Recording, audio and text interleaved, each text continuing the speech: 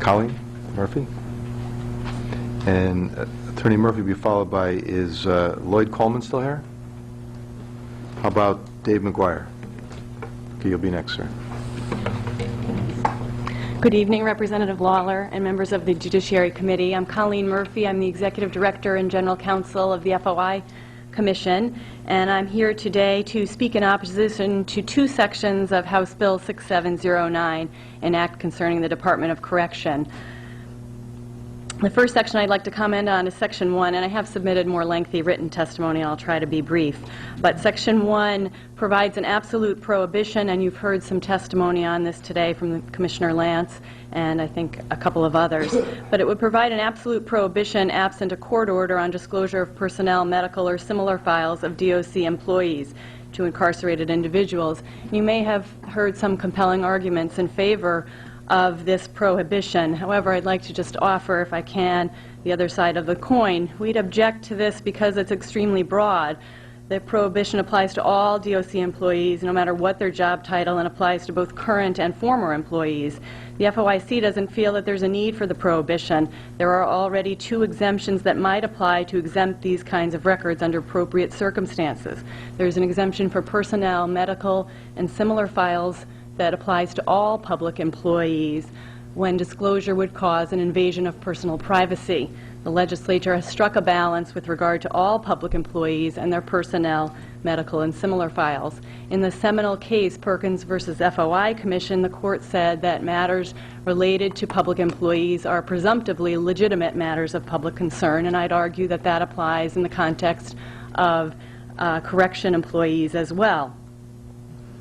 The exemption specific to DOC that applies if disclosure of certain records, the exemption is specific to DOC that applies if disclosure of certain records by incarcerated individuals may result in a safety risk. Furthermore, this is an end run around several FOIC decisions that are currently on appeal, which decisions are referenced in my written testimony. Those cases ought to run their course under existing law. I'd also like to point out that despite the concerns that are raised, there are 4 appeals that I know of. 3 remain pending, and 3 involve one individual, one incarcerated individual. So there are not a whole host of cases that I am aware of. Moreover, there's an argument to be made why prisoners ought to be able to access these kinds of records as long as they are not exempt under current exemptions. There are problems within correctional institutions that only inmates may know about and can bring to light. DOC has not pointed to any one instance where disclosure of records has led to the disruption or disorder they suggest will occur. Categorical exemptions such as this cut back on the accountability of government and government officials that is afforded by the FOI Act. We'd like to further note that the prohibition is flawed, as was acknowledged earlier, I think, by Senator McDonald, because it can be so easily circumvented. A prisoner could have anyone else request the records for him or her, and the exemption would disappear.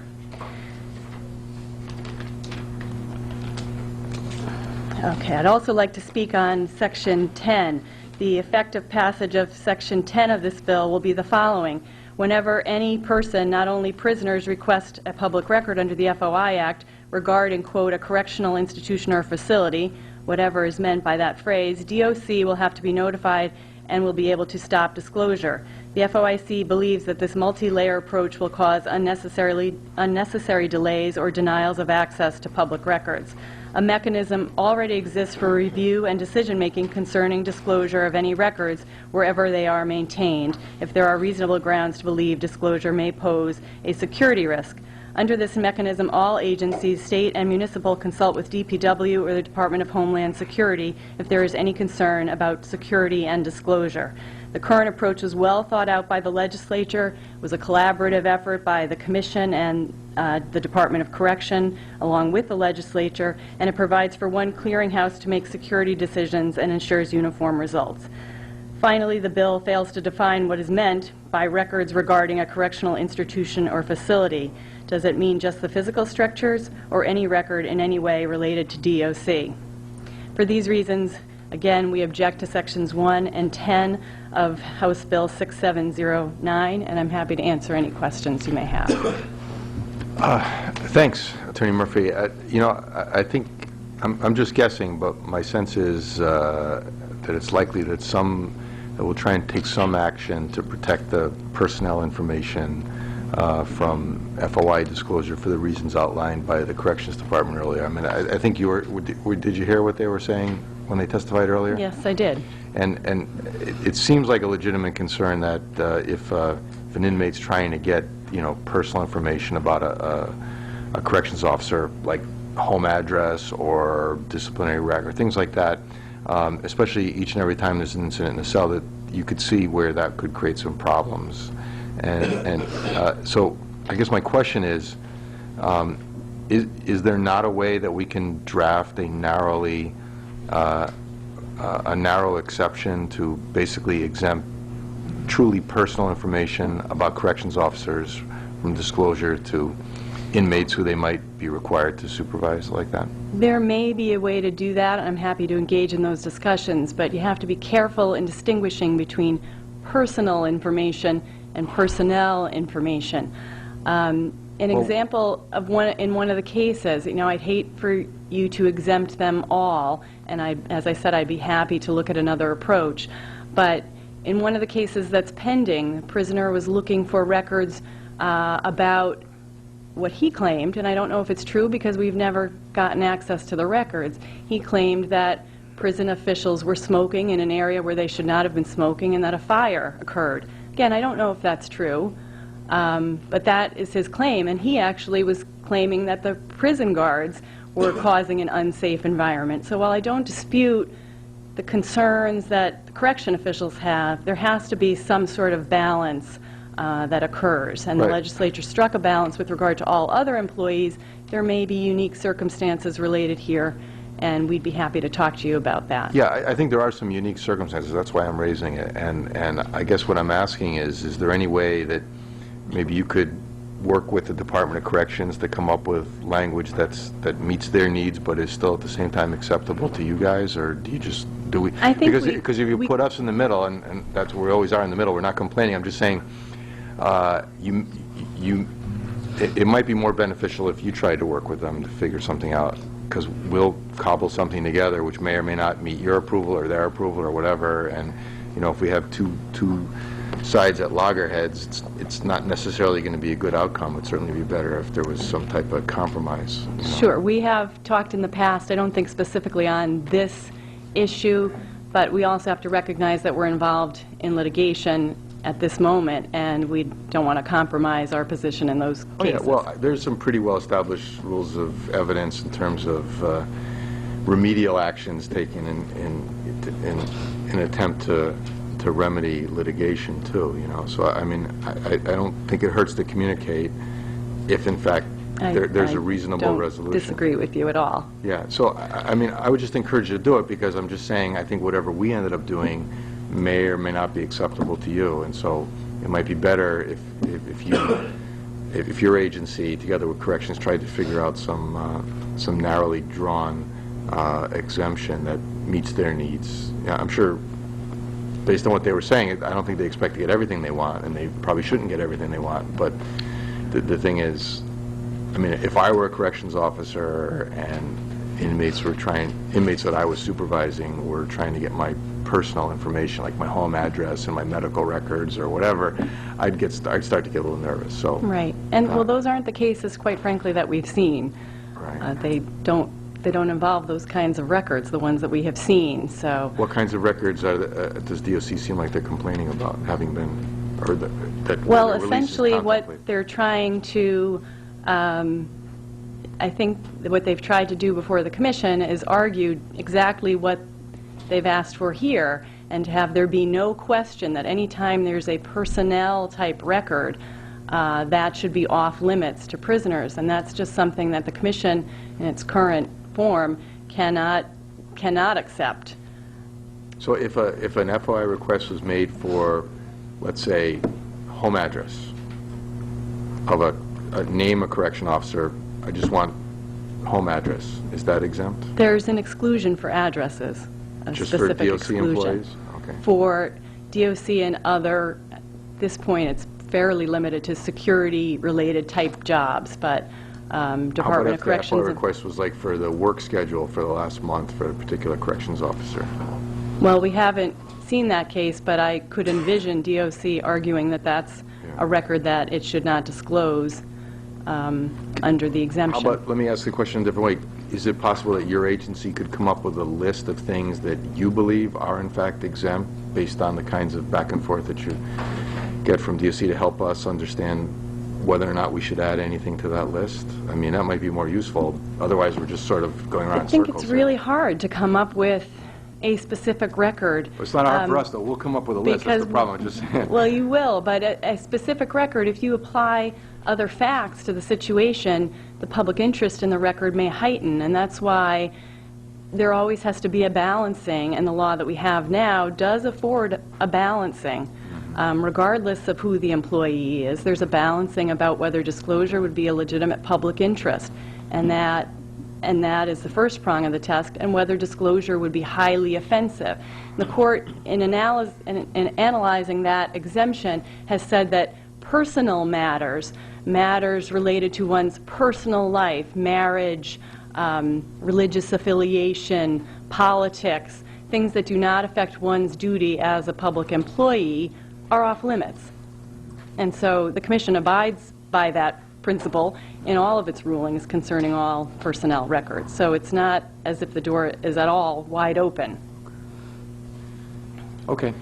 But I will definitely take your suggestion to Yeah, I heart. think it would be good, because otherwise, you know how it works. I do. If you leave it up to us, it may not necessarily get a good outcome, so. I Anyways, okay, further questions? Representative Green? Thank you, and thank you for your testimony, because it does shed some light. For me, I probably take a different view to my esteemed chairperson to believe that we don't have to do anything. It doesn't appear that this is broken, that there seems to be safeguards on both ends, so that we really don't have to do anything. And just because sometimes we get presented with an issue in a piece of legislation doesn't always mean that we have to react to it. Now, let me ask you this. On the, I read your testimony. On average year maybe, how many requests may you think that inmates make for information about correctional officers?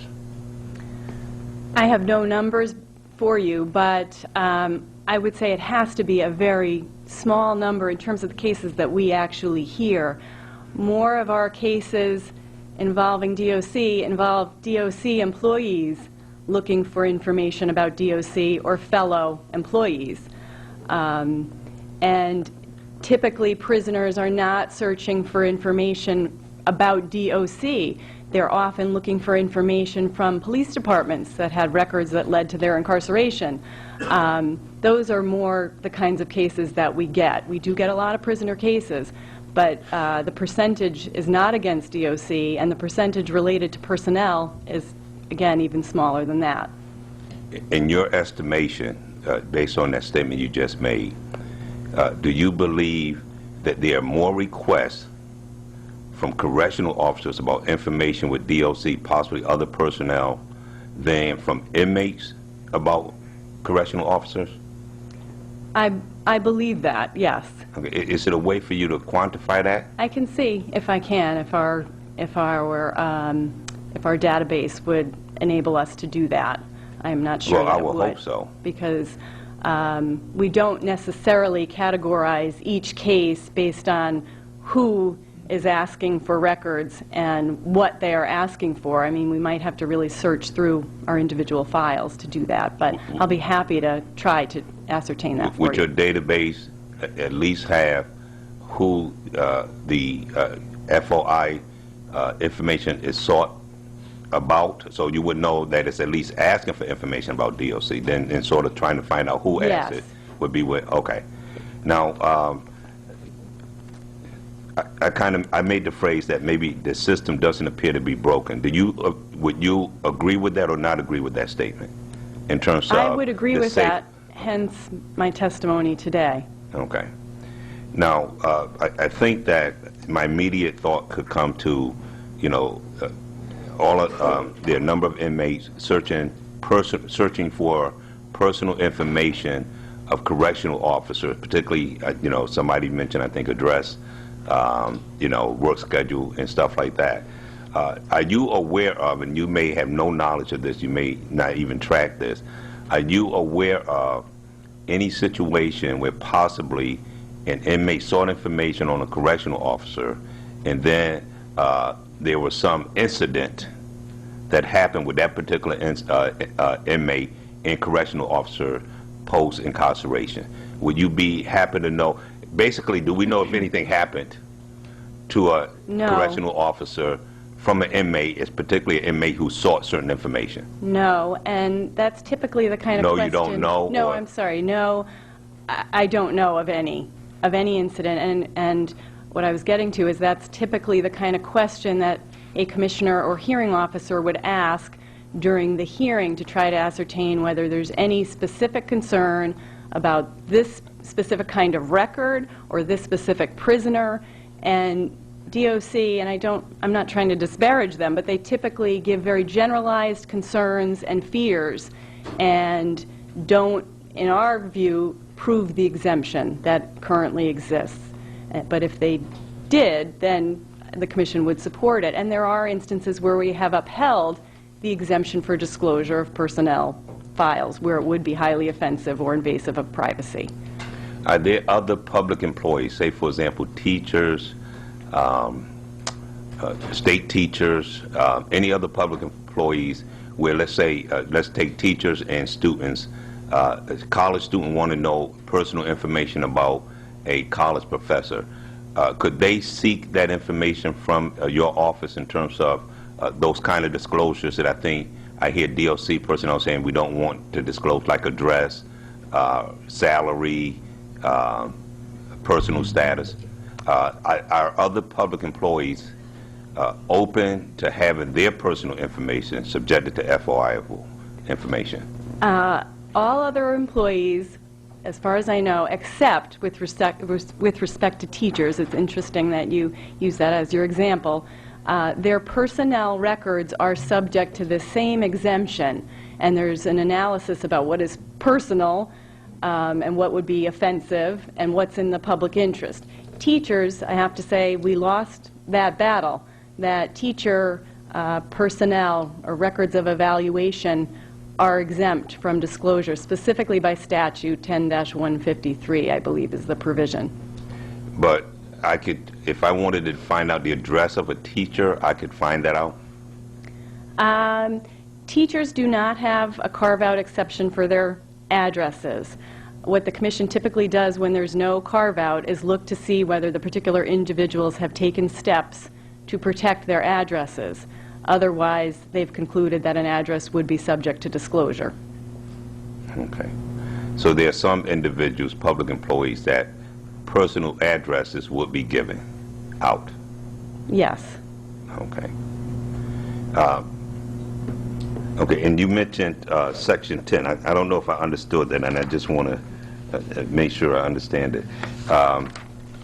In this Section 10 that I think you seem to have some concerns about, if someone makes a request to an agency that works with Department of Corrections, that you would have to notify Department of Corrections that someone is seeking information about an agency that works with Department of Corrections?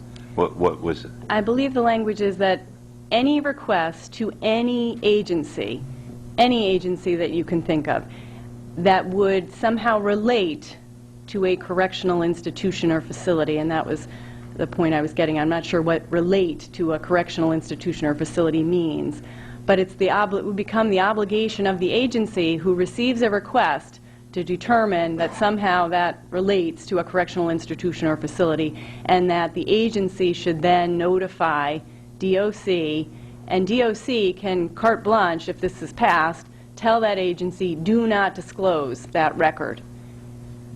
And we did have one case that I'm aware of, I think involving the Office of Protection and Advocacy, which was mentioned today, where there was a request for some kind of statistics, I believe, related to a settlement agreement that DOC and OPA had engaged in. Somebody, not a prisoner, asked for that kind of record, And OPA was prepared to disclose it, but learned from DOC that DOC didn't want those statistics, or I'm not sure exactly what they were, disclosed, and was able to kind of hold up the whole process. It went through the FOI Commission, and the FOI Commission said it's an OPA record, and there's no demonstrated security risk in these statistics. There's no prisoner involved, and ordered disclosure. I think that that's the kind of result that DOC is hoping to achieve for all state agencies through this, this Section 10. Thank you for your comments, because I think those issues that you bring, that you brought up, concerns me a lot on this particular bill, and I hope that this committee understands that while we definitely, and I definitely want to make sure that all individuals and our citizens, and particularly our correctional officers, are safe, that this is too far-reaching. Thank you for your I testimony. agree with you. Thank you, Representative Green. Thank you. Are there any other questions? Thank you for your testimony. Thank you. Good evening.